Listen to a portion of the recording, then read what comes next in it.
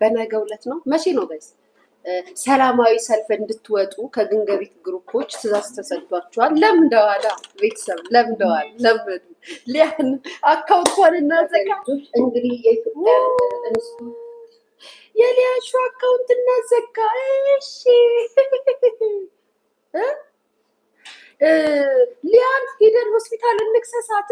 እሺ ሊያን ሆስፒታሉን እናጨናንቀው ስልክ በመደወል ከዛ አንድ ሰው 4 5 በመደወል ምናምን ላይክ እንደዚህ አይነት ጨዋታ ሲያደርጉ ተሰሚነት ያገኙ መሰላቸው፣ የሰሟቸው መሰላቸው መሰለኝ። አይ ቲንክ እንደዛ ነው የማስበው። በነገራችን ላይ በዚህ አጋጣሚ አንዳንድ ሴቶች ወይም አንዳንድ እህቶቼ ወይም በጥቃት ውስጥ የምታሳልፉ በባሎቻችሁ የምትበደሉ ባሎቻችሁ የሚያሰቃዩአችሁ ወይንም ደግሞ ተጨቁናችሁ የምትኖሩ ሴቶች የእናንተን በደል ጥቃት እየደገፍኩት አይደለም፣ ልደግፈው አልችልም። ከሚቃወሙት ከሚናገሩት ሰዎች ጨምሪበት ከሚናገሩት ሰዎች መካከል አንዷ እኔ ራሴ ነኝ። ምክንያቱም አይኖ ቆይ ጋይስ መጀመሪያ የፍልሰታ ጾም ሊገባ ስለሆነ ለመላው ኦርቶዶክስ እምነት ተከታዮች መልካም ጾም ይሁንላችሁ።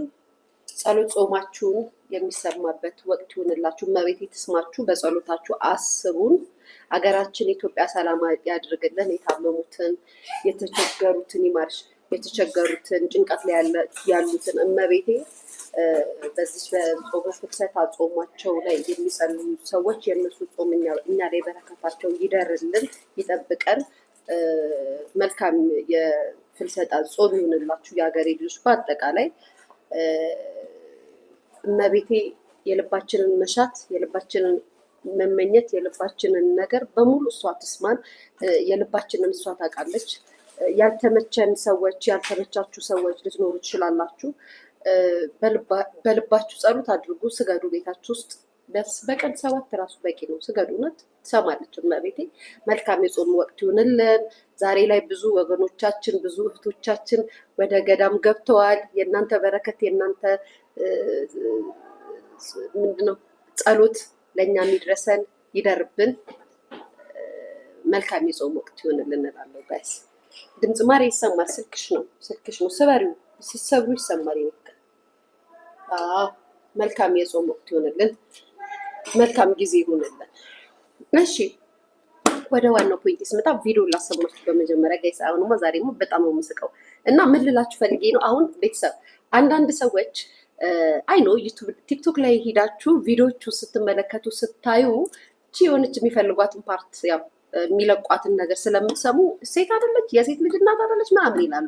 ምክንያቱም ብዙ ጊዜ እንደዚህ አይነት ጫና ሲደርስብኝ ዩቲዩብን ነው የምልክላቸው እና ዩቲዩብን ነው የሚሰሙት። ደስ የሚለው ነገር በፊት ነበረ የቲክቶክ የተቆራረጠውን ቪዲዮ ሰምቶ እንደዚህ ብላ ነበር የሚባለው እንጂ እኔ የምፈልገው ቦታ እንዲደርስልኝ ዩቲዩብ ሊንኬን ነው የምልክላቸው ያወራሁበትን ሪዝን ማለት ነው። እና ሴት ልጅ ላይ የሚደርሰው ጥቃት ወይም ደግሞ የሚደረገውን ነገር በፍጹም አልደግፈው፣ በፍጹም ልደግፈው አልችልም።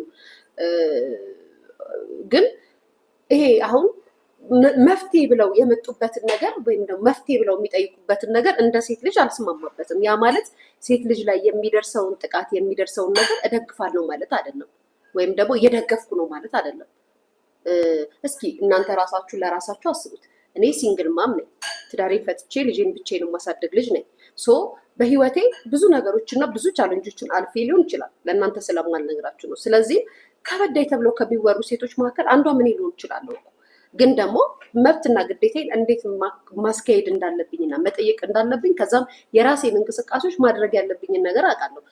እነዚህ ሴቶች ማንቃት ይቀላል፣ ማስተማር ይቀላል ወይንስ ያልተገባ ንግግሮችን በሶሻል ሚዲያ በማስተላለፍ ለአመፅና ለሌላ ነገሮች ሰዎችን መቀስቀስ ይቀላል? ወይንም ደግሞ በነገራችን ላይ ብዙ ጊዜ እናገራለሁ፣ ሴት ልጅ እናት ወይም ሴት ተበድላ ተጨቁና ቤቷ ውስጥ የምትኖረው ወደዳችሁም ጠላችሁም ወንዱ ያደርጋል ትላላችሁ እንጂ ለሴት ልጅ ማልቀስ ለሴት ልጅ ዋጋ መክፈል እራሳችን ሴቶች ተጠያቂዎች ነን። ምክንያቱም ትዳሩን ይዞ ተሰብስቦ የሚኖረውን ወንድ የምታማግጠው ትዳሩ ላይ እንዲሸፍት ቤት ውስጥ ልጆቹን እንዲበትን እንዲያስለቅስ የምታደርገው እራሷ ሴት ናት።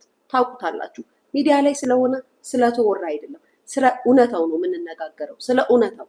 ሴት ልጅ ትበደላለች። አዎ ወንድ ልጅ ይጨቁናታል። አዎ የሚጨቁንበትን ምክንያትም ዘርዝራችሁ ታስተምራላችሁ።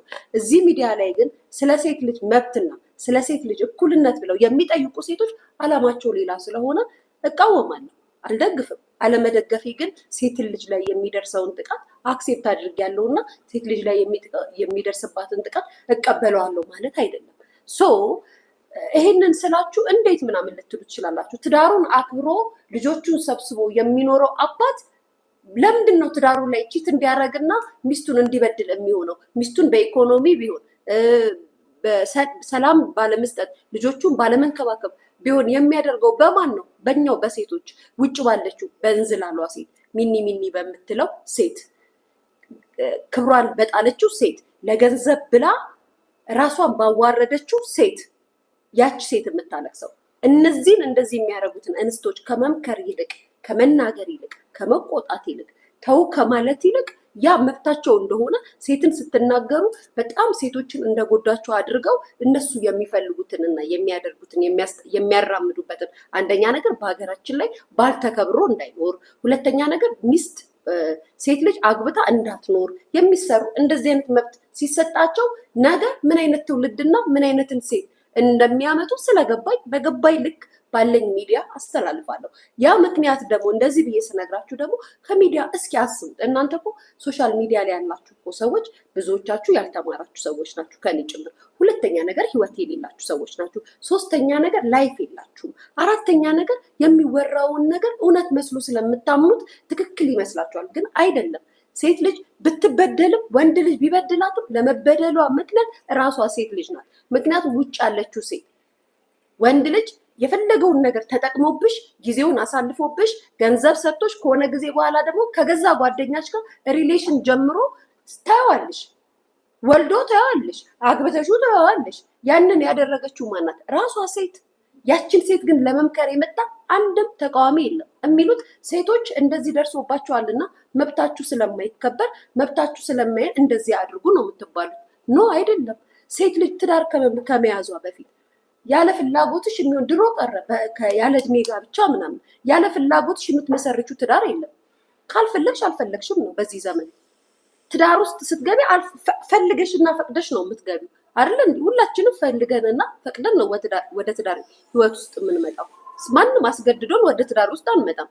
ስንመጣ ግን አንድና አንድ እኛ ራሳችንን በራሳችን ማንቃት ያቃተን መነጋገር ያቃተን ምንድን ነው? ሴት ልጅ ትዳር ከመያዟ በፊት መማር ያለባትን መማር አለባት። መስራት ካለባት መስራት አለባት። የወንድ ጡረተኛ አትሁን።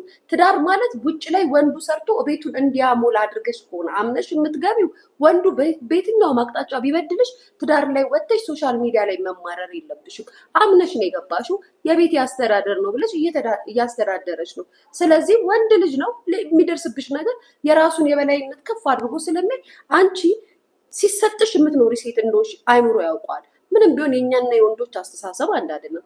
ያንን ደግፋችሁ ገና በሆነ ጊዜ ሽምግልና ሲላክ ሲጨፈር ገና ይሄ ለሶሻል ሚዲያ ድምቀት ምናምን ሲባል ለለለ ብላችሁ ተስማምታችሁ ድራችሁ አጋብታችሁ ትዳር ከገባ በኋላ ወንድ ልጅ በደለኝ፣ ወንድ ልጅ እንደዚህ። ኦፍኮርስ ገንዘብ የሌላት ሰው፣ ስራ የሌላት ሰው፣ የወንድ ጥገኛ ሴት ከሆንሽ ነገም ከነገ ወዲያም ትበደያለሽ በቤቱ አለቀ።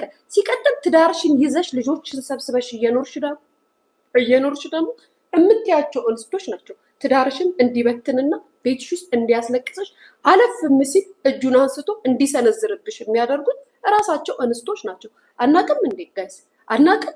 አናቅም? ትዳሯን ሰብስባ ቤቷን ይዛ የምትኖር ሴት እያወቀቻት የምትሰድባት ባልሽ ከፈለገ ምን ላድርግሽ ባልሽን ሰብስብ እንጂ እያለች በግልጽ በአደባባይ የሚናገሩ ሴቶች የሉም እንዴ?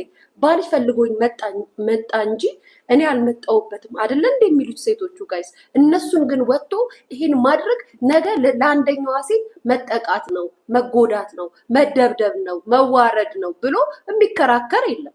ጥቃት ከደረሰብሽ በኋላ እንደዚህ ብለው የሚናገሩ ሰዎች ናቸው ሚዲያ ላይ ያሉት። ይሄን ነው ትክክል ነው እያላችሁ ያላችሁት። ይሄን ነው አይደለም። እንደዚህ የሚያደርጉ ሴቶች እንደዚህ ማድረግ የለባቸው። እስኪ መጀመሪያ ቤትሽን ሳትጠርጊ ሳታጸጁ ማለት ነው። ይሄን ቤት ሳታጸጁ ዝም ብለሽ ከላይ ቁጭ አድርገሽ ብታይ ውጪ ስታይ እኮ ያምራል አይደለም? ውስጥ ያለው ማን ነው? ቤትሽ ውስጥ ያለውን ቆሻሻ ማን ነው የሚያየው? እኛ ራሳችን የራሳችንን ቆሻሻ አይናችንን ገልጠን ማየት አልቻልንም። ሚዲያ ላይ የምንለው ሴት እንደበደበ ገደል፣ አዎ ብዙ በደል ይደርስባታል፣ አዎ ወንዶች ጥቃት ያደርሳሉ፣ አዎ ለዛ መፍትሄ እየጠየቅን ነው፣ እንጠይቃለን ነገም ከነገ ወዲያ። እናንተ የምትጠይቁት አጠያየቅ ግን እንደዛ አይደለም። አንደኛዋን ሴት ክባችሁ ሌላዋን ሴት ገላችሁ ነው።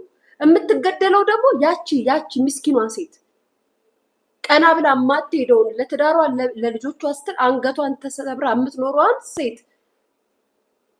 ከእናንተ ጋር አብሮ ያጨበጨበው ሴት ትክክል ነው። ምክንያቱም እነዚህ ሴቶች ገንዘብ ከተሰጣቸው ነገር የፈለጉትን ነገር መሆን ይችላሉ። እውነታው እሱ ነው። ገንዘብ ከሰጠሻት ከአንቺም ጋር ትተኛለች።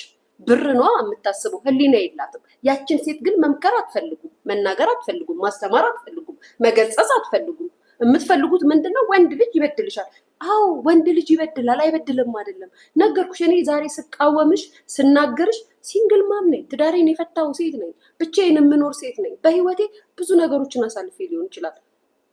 የራሴም ድክመት ሊኖር ይችላል፣ የራሴም ድክመት ላይኖር ይችላል። እውነታው እሱ ነው። እኔ ጋር ያለውን እውነታ እኔ አውቀዋለሁ።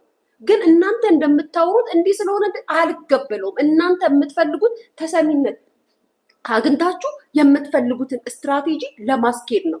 እናውቃለን።